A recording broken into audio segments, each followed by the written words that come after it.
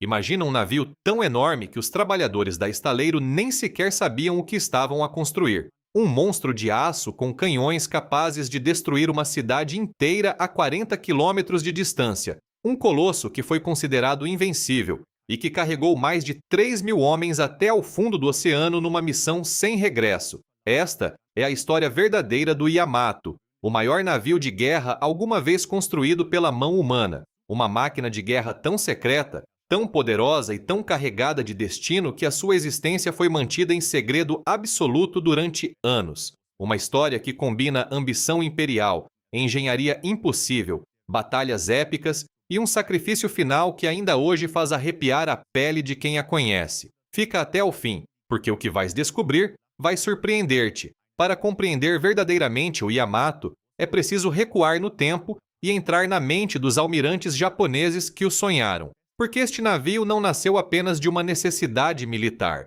Nasceu de uma ferida profunda no orgulho de uma nação que se sentia tratada como inferior pelas grandes potências ocidentais e estava disposta a tudo para provar que era igual ou superior a qualquer uma delas. Em maio do ano de 1905, a Marinha Imperial Japonesa protagonizou um dos momentos mais surpreendentes da história naval moderna. Na Batalha de Tsushima, que se travou nos estreitos entre o Japão e a Coreia, a poderosa frota russa, que havia navegado durante meses desde os portos do Báltico até o Extremo Oriente, foi literalmente destruída pelos japoneses. Não foi uma derrota parcial, foi um massacre naval sem precedentes. Os japoneses afundaram ou capturaram praticamente a totalidade dos navios russos, enquanto as suas próprias perdas foram mínimas. O mundo ocidental ficou em choque. Uma nação asiática havia derrotado de forma esmagadora uma das maiores potências europeias.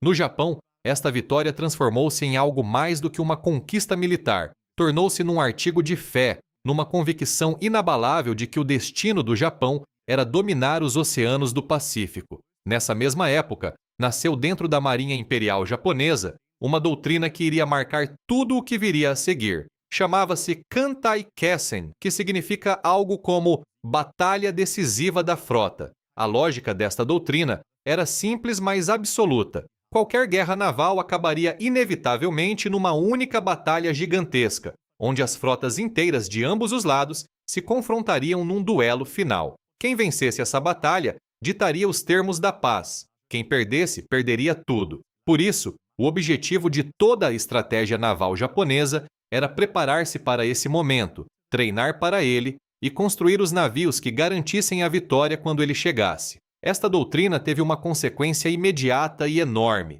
O Japão precisava de navios que fossem superiores a tudo o que o inimigo pudesse apresentar. Não ligeiramente superiores, muito superiores. Navios tão poderosos que um único deles pudesse combater contra vários inimigos em simultâneo e sair vitorioso. Navios que fossem tão intimidadores que a sua simples presença pudesse vencer a guerra antes que um único tiro fosse disparado. Quando os britânicos lançaram ao mar o HMS Dreadnought em 1906, tornando instantaneamente obsoletos todos os navios de guerra anteriores com o seu design radicalmente inovador, os almirantes japoneses compreenderam que o futuro da guerra naval pertencia a quem construísse navios maiores, mais rápidos e mais bem armados, e começaram a trabalhar nessa direção com uma determinação que beirava a obsessão. Em 1909, os primeiros grandes projetos de couraçados japoneses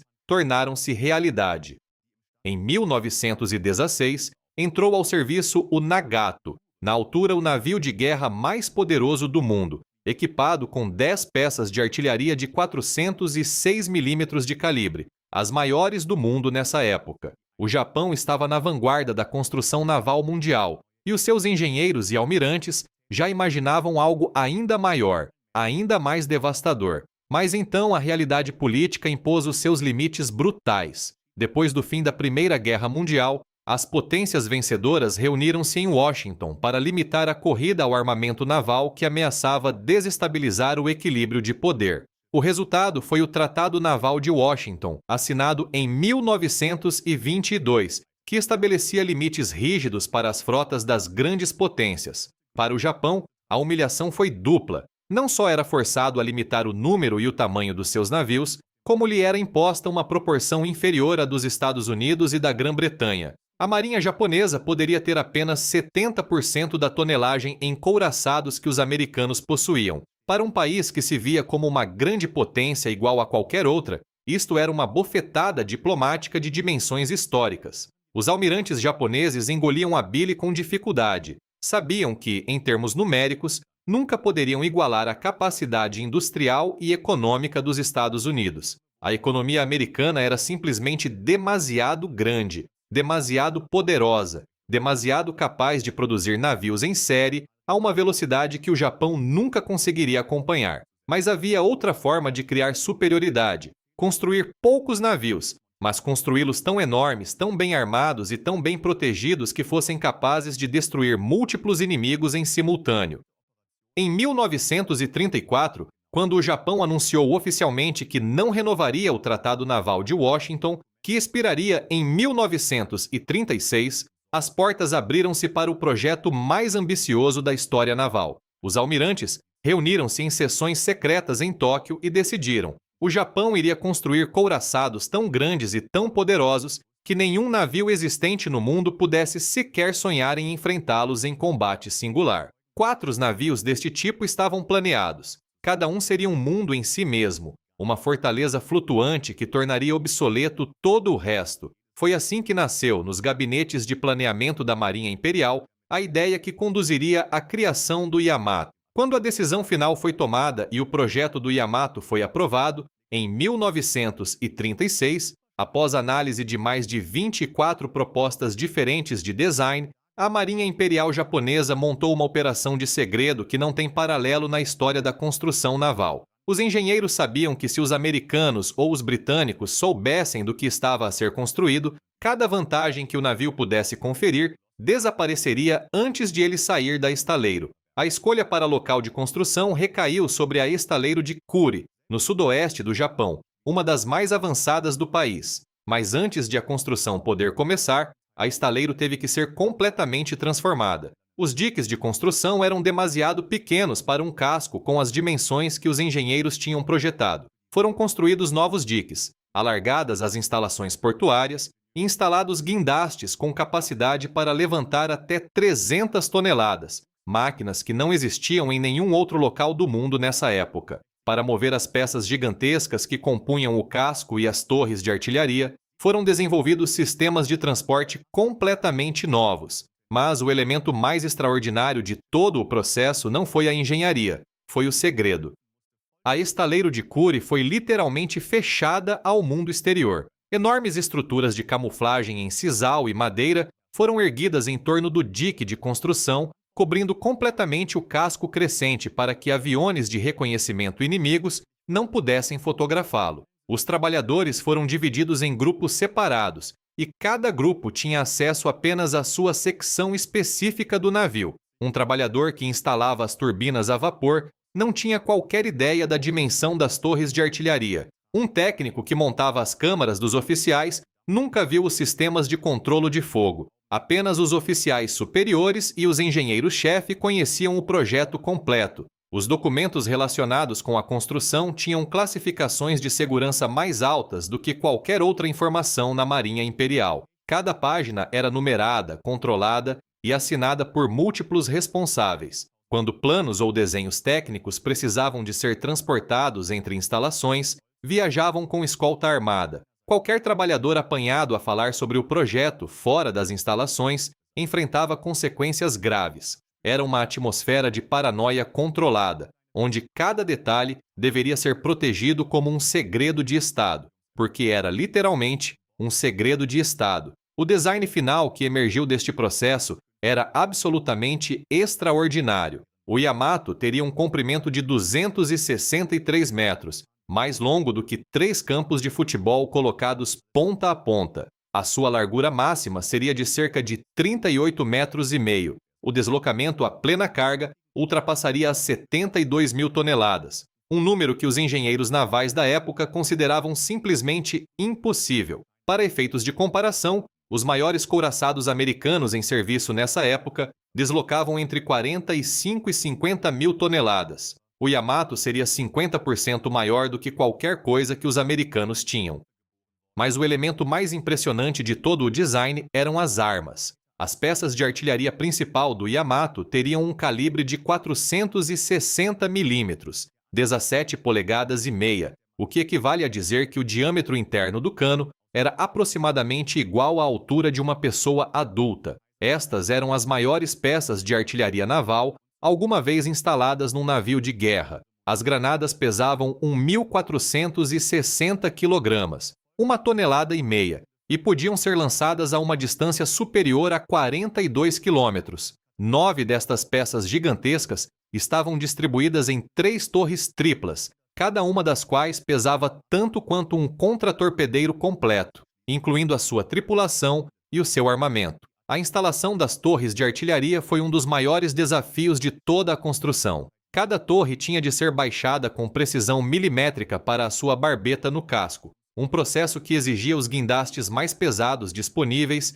e equipas de engenheiros a trabalhar durante dias. Um único erro de alinhamento poderia comprometer a precisão dos canhões, ou pior, criar um ponto de fraqueza no casco que poderia ser fatal em combate. Não houve erros. Em agosto do ano de 1940, o Yamato foi lançado ao mar pela primeira vez. Para todos os que presenciaram o momento, e eram poucos porque o segredo continuava a ser absoluto, foi uma experiência que ninguém que a viveu jamais esqueceu. O casco desceu pelo rampa da estaleiro e tocou a água com uma força que fez as ondas espalharem-se por quilômetros, e a própria baía tremeu como se um terremoto silencioso tivesse sacudido o fundo do mar. A silhueta do colosso de aço, flutuando pela primeira vez sobre as águas do Japão, era algo tão fora de escala com tudo o que existia que os observadores tinham dificuldade em processar o que viam.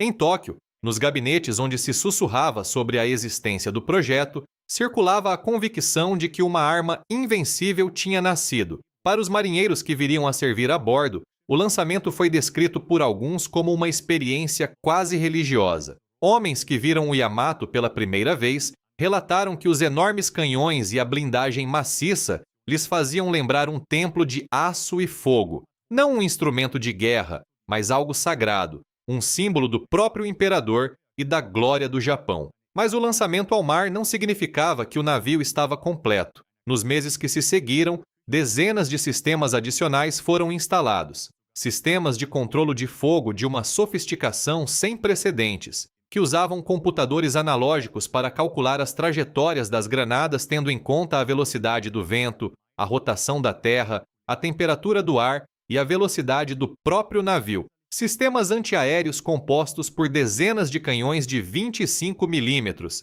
catapultas para aviões de reconhecimento, laboratórios de comunicações, instalações médicas com blocos operatórios. A construção de um navio desta dimensão era, na prática, equivalente à construção de uma cidade inteira, com todas as infraestruturas que isso implica. Em novembro do ano de 1941, após meses de testes e afinações, o Yamato foi formalmente declarado em serviço na Marinha Imperial Japonesa. Em fevereiro do ano seguinte, aquele que era literalmente o maior navio de guerra alguma vez construído, foi designado como navio-almirante da Frota Combinada Imperial, a frota principal do Japão. A bordo instalou-se o almirante Isoroku Yamamoto, o homem que havia concebido e executado o ataque a Pearl Harbor, o estratego mais brilhante e controverso da Marinha Japonesa. Para muitos, era o casamento perfeito, o maior comandante naval do Japão a bordo do maior navio de guerra do mundo.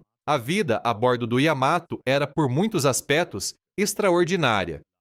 Com mais de 3.200 homens a bordo, entre marinheiros, oficiais, técnicos e pessoal de apoio, o navio funcionava como uma pequena cidade flutuante. Existiam cozinhas capazes de preparar refeições para toda a tripulação em simultâneo, enfermarias completas, alojamentos para os diferentes graus hierárquicos, salas de reunião, centros de comunicações e até uma espécie de espaço de culto. Os alojamentos dos oficiais superiores tinham um nível de conforto que surpreendia quem os visitava pela primeira vez. Madeiras nobres, louças de porcelana, o tipo de refinamento que se esperaria encontrar num hotel de luxo, não num navio de guerra. Para os simples marinheiros, a realidade era diferente, mais austera, mais funcional, mas mesmo assim superior ao que existia nos outros navios da frota. O Yamato era, em todos os sentidos, o orgulho absoluto da Marinha Imperial Japonesa. E então, aconteceu algo que ninguém esperava.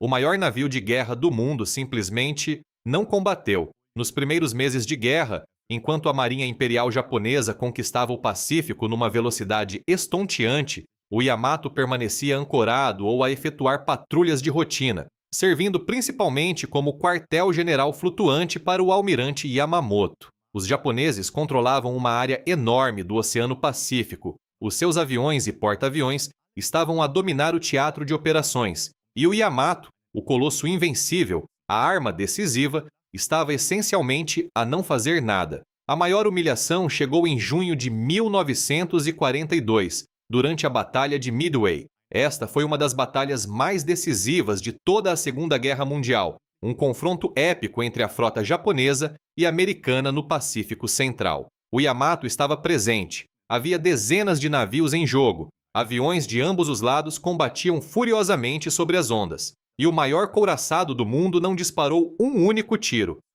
Não porque houvesse falta de oportunidade, mas porque a distância entre o navio e a ação era demasiada, e porque os japoneses perderam os seus porta-aviões tão rapidamente que a batalha acabou antes que o Yamato pudesse entrar em ação. Para a tripulação, foi um momento de profunda e amarga decepção. Eles tinham servido durante meses neste gigante, tinham treinado e treinado, e agora tinham assistido a uma derrota catastrófica sem ter disparado nem sequer uma salva. O navio que devia mudar o curso da guerra tinha sido, na prática, um espectador. Nos meses que se seguiram, o Yamato continuou a navegar entre missões de patrulha e períodos de inatividade no porto. Participou em algumas operações de escolta, mas sem combate real. A doutrina da grande batalha decisiva, o Kantai-Kessen, simplesmente não encontrava o momento para se concretizar. A guerra estava a ser combatida no ar, pelos porta-aviões e pelos submarinos, não entre couraçados numa batalha épica de artilharia como os almirantes japoneses tinham imaginado.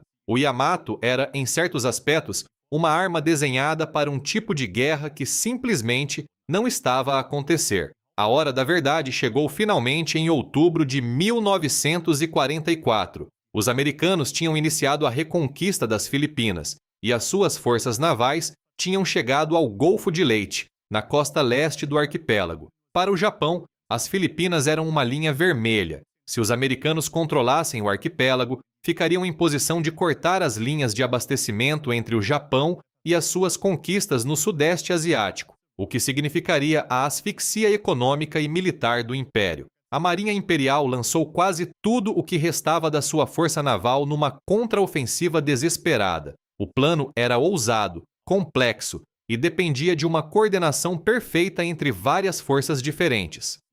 O Yamato liderava o que os japoneses chamavam a Força Centro, uma armada poderosa de couraçados, cruzadores e contratorpedeiros que devia forçar a passagem pelo Estreito de San Bernardino, contornar a ponta norte de Samar e cair sobre os navios de desembarque americanos no Golfo de Leyte. Era a batalha decisiva que os almirantes tinham imaginado durante décadas. Era o momento para o qual o Yamato tinha sido construído. A tripulação sentiu isso. Havia uma energia diferente a bordo, uma mistura de adrenalina e resolução. Os canhões foram carregados, as peças de artilharia menores foram colocadas em posição, os sistemas de controle de fogo foram ativados. Finalmente, o colosso ia mostrar ao mundo o que era capaz de fazer. Mas a realidade foi brutal e sem piedade. Os americanos já não eram os mesmos de Pearl Harbor. Em quase 3 anos de guerra, tinham aprendido a combater, tinham construído uma frota enorme e poderosa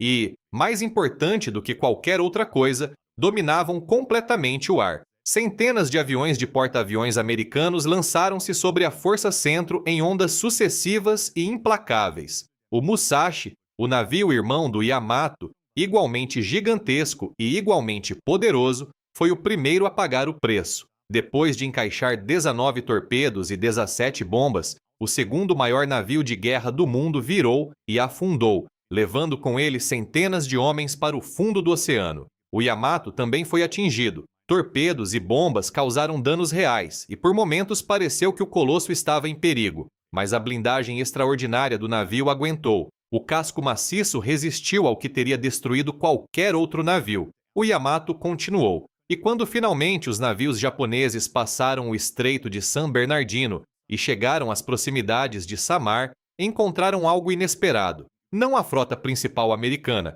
mas apenas uma força muito mais pequena de porta-aviões de escolta e contratorpedeiros, a chamada Taffy-3. Foi nesse momento que aconteceu uma das sequências mais extraordinárias de toda a Segunda Guerra Mundial. O Yamato e os outros couraçados japoneses abriram fogo sobre os navios americanos muito mais pequenos e frágeis. Os enormes canhões do Yamato, projetados para destruir couraçados iguais a si, dispararam contra alvos que eram uma fração do seu tamanho. As granadas, desenhadas para penetrar centenas de milímetros de blindagem de aço, atravessavam simplesmente os navios leves americanos de um lado ao outro sem explodir, porque os fusíveis de impacto não tinham o suficiente para armar antes de sair pelo outro lado. E então, aconteceu algo ainda mais extraordinário. Os contratorpedeiros americanos, com uma coragem que confina com a loucura, lançaram-se em ataques suicidas contra o Yamato e os outros couraçados japoneses, disparando os seus torpedos mais pequenos e usando o fumo como cobertura para criar confusão. Uma força minúscula, desesperada e absurdamente em desvantagem, manteve à distância a poderosa força centro-japonesa durante um tempo suficiente para que os navios de desembarque pudessem escapar. E então, o almirante Kurita tomou uma decisão que ainda hoje é debatida pelos historiadores. Ordenou a retirada. O Yamato e os navios que restavam voltaram para o norte, abandonando o ataque. A grande batalha decisiva, o Kantai-Kessen com que os japoneses sonhavam há décadas, terminou em fracasso. Para a tripulação do Yamato, foi um golpe devastador. Tinham disparado, tinham combatido, tinham resistido a ataques aéreos brutais e, no final, tinham sido mandados de volta sem terem alcançado o objetivo. O navio, que devia ser a arma decisiva, tinha mais uma vez falhado em cumprir o seu destino. As caras dos marinheiros, de acordo com os sobreviventes que mais tarde recordaram esses dias, refletiam algo que ia além da decepção. Era a compreensão amarga de que talvez o Yamato nunca pudesse fazer o que tinha sido prometido. Em novembro de 1944, o Yamato regressou a estaleiro de Kure para reparações. Os danos sofridos no Golfo de Leyte não eram triviais, mas o casco fundamental estava intacto. As equipas de engenharia trabalharam durante semanas para restaurar o navio ao seu estado de combate. As peças de artilharia foram recalibradas, as chapas de blindagem danificadas foram substituídas, os sistemas elétricos e de comunicações foram verificados e reparados. Mas, enquanto os trabalhadores reparavam o navio em silêncio, algo diferente estava a acontecer nos gabinetes dos almirantes. O Japão estava a perder a guerra de forma cada vez mais acelerada. Os americanos conquistavam ilha após ilha, avançando inexoravelmente em direção às ilhas principais do arquipélago japonês. Os bombardeiros americanos B-29 começavam a aparecer no céu das cidades japonesas, lançando bombas incendiárias que transformavam quarteirões inteiros em infernos de fogo. A frota imperial estava reduzida a uma sombra do que havia sido. O combustível era tão escasso que grandes navios não podiam navegar por longos períodos sem comprometer as reservas estratégicas.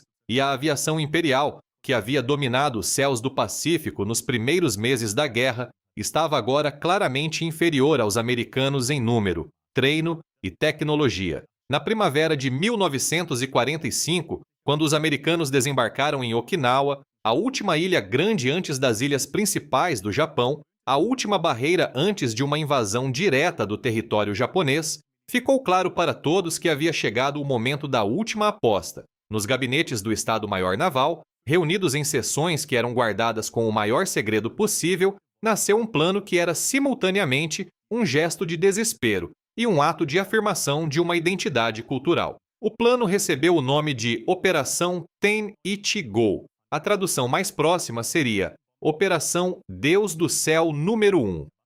E o que previa era simplesmente isto: o Yamato, os navios que o acompanhavam e as suas tripulações iriam navegar até Okinawa e atacar a frota americana ancorada ao largo da ilha, sem possibilidade de regresso, sem reservas de combustível suficientes para voltar, sem esperança de sobreviver. Era, em termos militares, uma missão suicida, mas os almirantes que a planearam não a viam assim, ou pelo menos não completamente. Viam-na como um gesto no espírito do Bushido, o código dos samurais, que ensinava que morrer com honra era preferível a viver na desonra. Se o Japão estava condenado, que pelo menos o maior navio do mundo morresse a combater, mostrando ao mundo e ao próprio povo japonês que o espírito do império não tinha sido quebrado. Quando as ordens chegaram ao Yamato, a bordo instalou-se um silêncio de tipo diferente de todos os anteriores. Não era o silêncio da disciplina ou da concentração, era o silêncio de quem compreendeu que estava a olhar para o fim. Os oficiais leram as ordens com a voz firme e controlada que a sua posição exigia, mas havia homens entre a tripulação que perceberam imediatamente o que aquelas palavras significavam. Nenhuma quantidade de combustível para a viagem de regresso, nenhuma menção a objetivos alternativos, nenhuma rota de evacuação planeada. Durante os dias que antecederam a partida, a atmosfera a bordo foi de uma intensidade que os sobreviventes descreveram como impossível de colocar completamente em palavras. Muitos homens escreveram cartas às suas famílias, cartas de despedida, e colocaram-nas nos bolsos das suas fardas na esperança de que, se os seus corpos fossem alguma vez encontrados, as cartas chegassem aos seus destinos. Alguns fizeram isso com uma calma extraordinária, com a serenidade de quem havia aceite o que não pode ser mudado. Outros não conseguiram esconder a emoção. Houve sessões de saque entre grupos de marinheiros e oficiais que beberam juntos em silêncio, olhando uns para os outros como quem quer gravar cada rosto na memória para sempre. Houve orações. Houve homens que subiram ao convés durante a noite para olhar para as luzes distantes da costa japonesa, para as cidades, para as aldeias, para os campos, sabendo que aquela seria a última vez que veriam a sua pátria. Os preparativos técnicos decorreram com a precisão habitual. Milhares de granadas foram carregadas a bordo para a artilharia principal e secundária. Cada espaço disponível de armazenamento foi aproveitado, sabendo que o Yamato em Okinawa não iria parar de atirar até que cada cartucho estivesse gasto. Cargas explosivas foram instaladas em posições estratégicas do casco, para se o pior acontecesse e houvesse risco de o navio ser capturado, poder ser destruído antes de cair em mãos inimigas. O que havia de menos a bordo era combustível, apenas o suficiente para chegar, nada mais. Em 6 de abril de 1945, enquanto em Okinawa a batalha mais sangrenta do Pacífico estava a decorrer a pleno, o Yamato levantou âncora em Kure e saiu para o mar, acompanhado por uma pequena escolta de um cruzador ligeiro e 8 contra-torpedeiros. A proa cortava as ondas do Pacífico e no horizonte erguia-se o sol vermelho que era o símbolo de tudo aquilo pelo qual eles iam morrer. Os homens a bordo que olhavam para a costa a afastar-se sabiam, cada um à sua maneira, que não havia regresso, que a terra que desaparecia no nevoeiro do horizonte era a sua pátria pela última vez. Ninguém falou abertamente de morte. Oficialmente, a linguagem utilizada era de dever, lealdade, honra e glória. Mas por baixo dessas palavras, cada homem carregava o peso do que sabia ser verdade. Em 7 de abril de 1945, apenas um dia depois de o Yamato ter deixado Kure, os serviços de inteligência americanos já sabiam tudo. Intercepções de comunicações rádio, mensagens decifradas e relatórios de reconhecimento aéreo tinham pintado um quadro completo da Operação Ten Ichigo. Os americanos sabiam o que estava a vir, sabiam quantos navios estavam na força japonesa, sabiam a velocidade e o rumo aproximado. A surpresa era impossível. O que se seguiu foi uma operação americana de uma escala que não tinha precedente na história da guerra naval. Da frota de porta-aviões americana foram lançados quase 400 aviões em missão de ataque. 400 aviões contra um único navio. O maior couraçado do mundo, sim, mas um único navio. Era uma declaração de intenções que não deixava qualquer margem de dúvida quanto ao resultado. A bordo do Yamato, o alarme de combate soou quando os radares detetaram a aproximação dos aviões americanos. Em instantes, 3.200 homens ocuparam os seus postos de combate. Os canhões antiaéreos foram elevados. As peças de artilharia secundária foram preparadas. Os sistemas de controle de fogo foram ativados. Médicos e paramédicos tomaram posição nas enfermarias. Os maquinistas nas casas das máquinas empurraram as turbinas para a máxima potência. O Yamato atingiu a sua velocidade máxima de cerca de 27 nós, manobrava tanto quanto um navio daquela dimensão era capaz de manobrar. Os aviões americanos atacaram em ondas cuidadosamente coordenadas. A tática era o resultado de meses de experiência a combater os couraçados japoneses. Concentrar os torpedos sempre no mesmo lado do casco para criar uma avaria progressiva que nenhum sistema de controlo de danos pudesse compensar. Os primeiros torpedos visaram os navios de escolta japoneses, os contratorpedeiros e o cruzador que acompanhavam o Yamato. Estes navios mais pequenos tinham apenas uma fração da blindagem do Colosso e afundaram rapidamente, um após outro, em colunas de fogo e fumo negro. Com a escolta destruída, toda a atenção americana se concentrou no Yamato. As dezenas de canhões antiaéreos do Yamato criaram uma barreira de fogo impressionante. Granadas de 25 milímetros e de calibres maiores encheram o ar de explosões.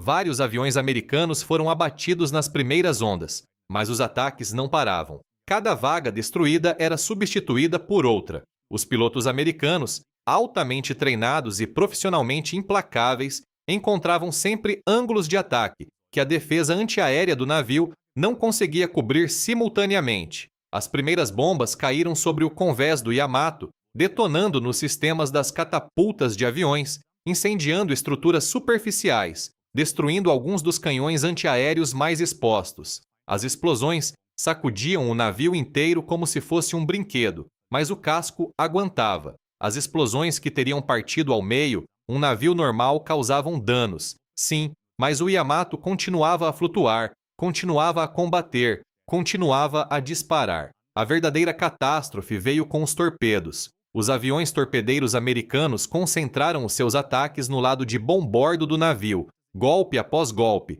explosão após explosão, sempre no mesmo setor do casco. Após os primeiros acertos, os engenheiros a bordo tentaram compensar enchendo os tanques de lastro do lado oposto para corrigir a inclinação crescente. Mas cada novo torpedo que chegava tornava esse esforço mais inútil. A água entrava em quantidades que os sistemas de bombeamento não conseguiam controlar. Por mais de 2 horas, a tripulação do Yamato lutou com uma determinação e uma coragem que os seus inimigos americanos, anos mais tarde, reconheceriam sem hesitação. Os canhões continuaram a disparar. Os sobreviventes dos postos atingidos corriam para reforçar os que ainda funcionavam. Os médicos trabalhavam ininterruptamente nos feridos, sabendo que para muitos deles não havia nada a fazer. Em certos sectores do navio, os homens combatiam literalmente rodeados de chamas e de feridos, sem recuar, sem abandonar os seus postos.